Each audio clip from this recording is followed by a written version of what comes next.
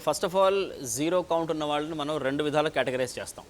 ఒకటి non obstructive azoospermia, ఇంకోటి obstructive azoospermia. అంటే వరబీజాల్లో అసలు వీర్య కణాల ఉత్పత్తి లేకపోవడం, ఉత్పత్తి అయిన కణాలు బయటికి రాకపోవడం.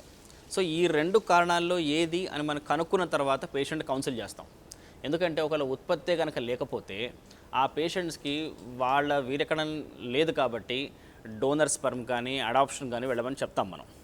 బట్ ఒక్కోసారి టీసాలో కనుక మనకి ఏమీ దొరకకపోతే మైక్రో టీసా అనే ప్రొసీజర్లో మనకి స్పర్మ్ దొరికే అవకాశం ఉంటుంది.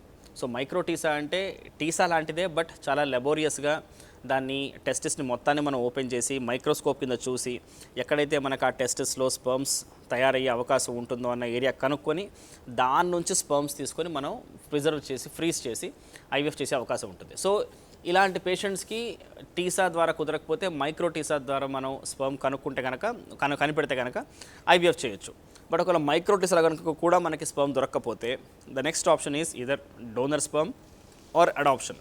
ఇది నాన్ అబ్స్ట్రక్టివ్ అజూస్పర్మియా.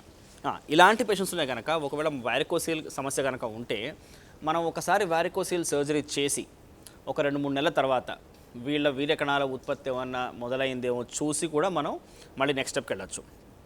సో ఈ కేటగిరీ పేషెంట్స్కి వాళ్ళంతటా వాళ్ళ స్పర్మ్స్ కనుక మనకు దొరికితే టెస్టిస్లో టీసా ద్వారా ఐవీఎఫ్ సక్సెస్ అయ్యే అవకాశం ఉంటుంది, కానీ ఎంతకైనా కొద్ది తక్కువే. ఇప్పుడు నెక్స్ట్ కేటగిరీకి వద్దాం, అబ్స్ట్రక్టివ్ అజూస్పర్మియా. అంటే వీర్యకణాల ఉత్పత్తి జరుగుతోంది, బట్ ఆ వరబీజాల నుంచి కణాలు బయటికి రావట్లేదు, అంటే ఎక్కడో దారి బ్లాక్ అయింది. సో వీళ్ళ వరబీజాల్లో వీర్యకణాలు కనపడతాయి మనకి.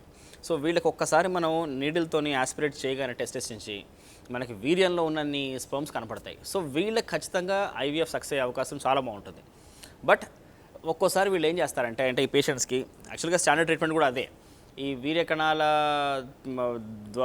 బయటకు వచ్చే ద్వారం బ్లాక్ అయింది కాబట్టి ఆ ద్వారాన్ని మనం రిపేర్ చేసి ఆ పాత్వే రిపేర్ చేసి న్యాచురల్ ప్రెగ్నెన్సీకి ట్రై చేయమని చెప్పొచ్చు. బట్ ఓవరాల్గా దాని ప్రెగ్నెన్సీ రేట్స్ కూడా దాని తర్వాత కొద్ది తక్కువే కాబట్టి దాన్ని చాలామంది మొగ్గు చూపట్ల. సో వాళ్ళు కూడా ఐవీఎఫ్కి వెళ్తారు. బట్ ఈ కేటగిరీ పేషెంట్స్కి ఐవీఎఫ్ సక్సెస్ అయ్యే అవకాశం చాలా ఉంటుంది.